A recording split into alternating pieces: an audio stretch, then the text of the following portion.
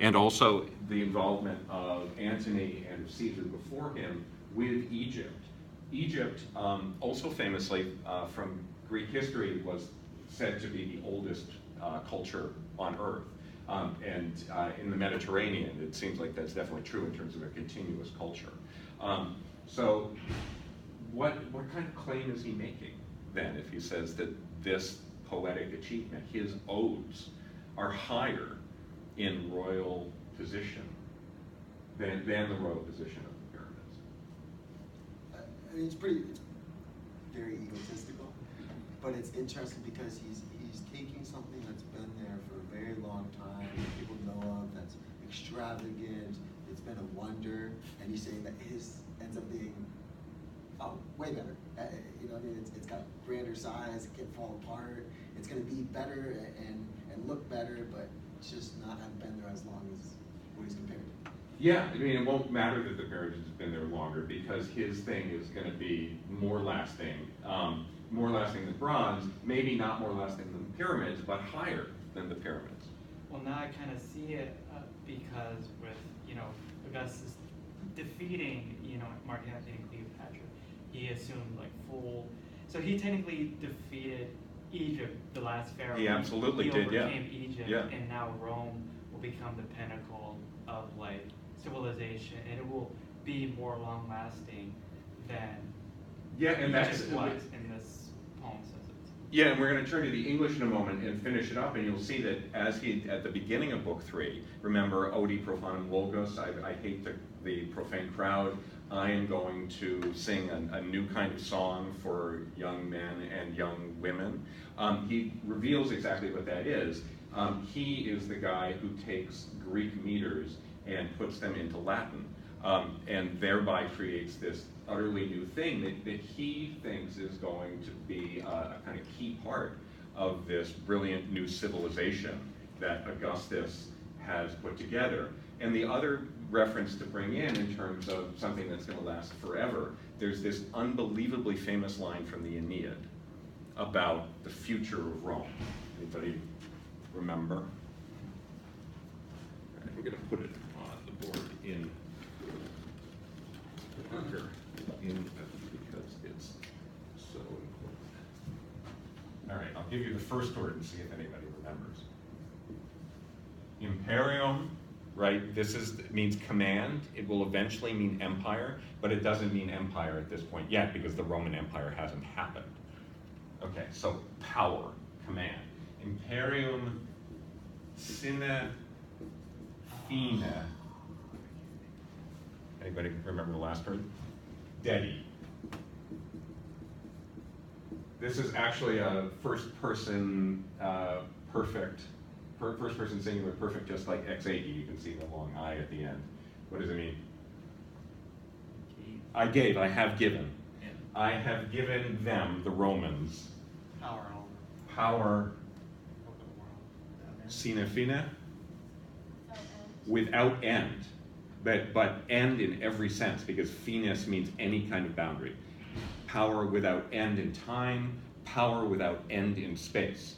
This is something that is going to last forever, and so that is what Horace is echoing here. And it's like the monument that he's actually, his monument is part of this much bigger monument, which includes the Aeneid and includes everything that Augustus is doing to transform Rome. Okay, so before we turn to the English, because John has to take off, I want to talk about the reports. So we're going to look at the schedule for 3102, that is the Latin course, is basically a simplified version of the one for Fabula Amoris. So we're going to look at this report doc right now, and you'll see that there are some instructions at the top, and the instructions are really very simple. All I'm looking for is each person who's involved in an individual report, and for this one, that's you, Christiana, and you, John, to make a contribution on the question. Ideally, you decide that you want to kind of work together and create an overarching structure, but that depends on kind of your tendency.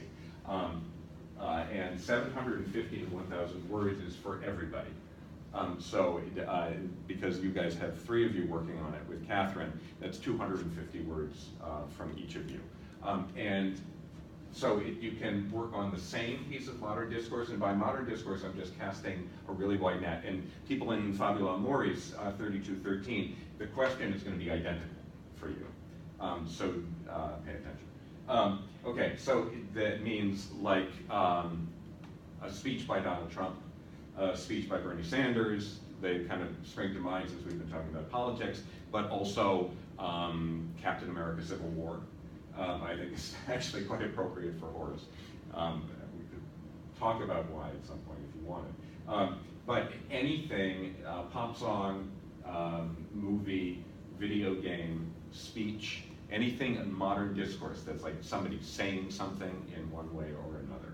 And describe that speech? Well, yeah, you're going to want to summarize it, but the main thing you're going to do is to say how you think it evokes the spirit of those Roman odes. Those were the first 6 odes that were at the beginning of book 3. They were the first thing we read.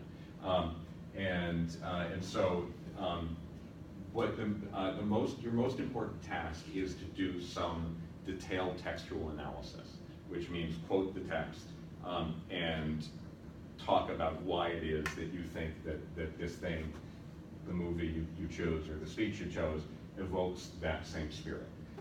And so with the language evoke the spirit, I'm again casting the same kind of broad net.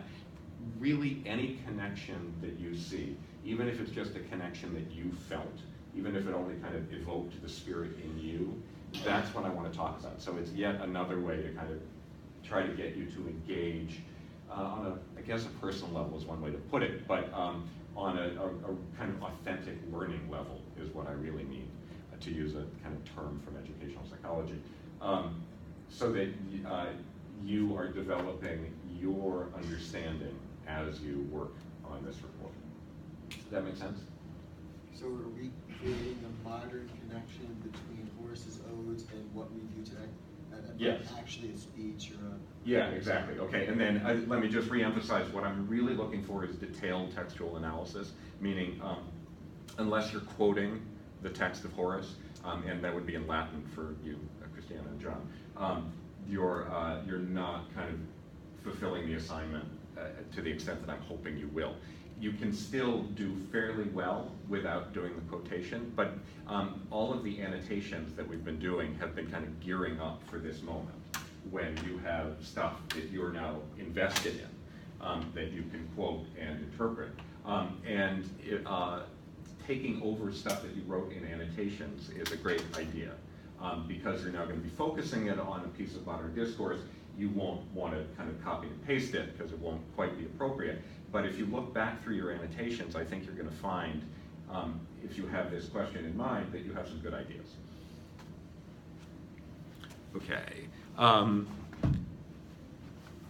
start a new segment.